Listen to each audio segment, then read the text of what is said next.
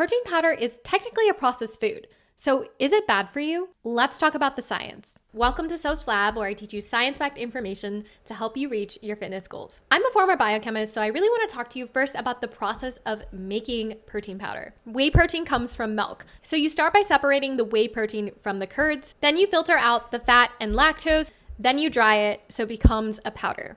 So what's the difference between protein from protein powder and protein from whole food sources like eggs or chicken? Basically, you get the same amino acids from the protein, but whole food protein is harder to digest, so it can keep you fuller for longer. Whole foods also generally have more nutrients in them. There are so many studies that specifically look at protein supplementation.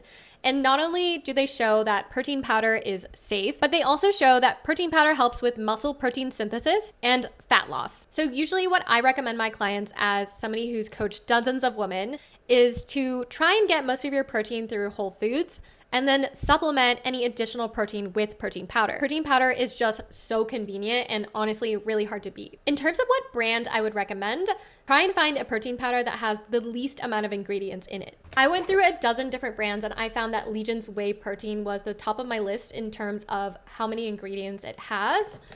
And I actually reached out to work with them. So if you want to support me, I have a link in my bio. If you have any more questions about protein powder, feel free to drop those in the comments below and stay tuned for more science-backed fitness content.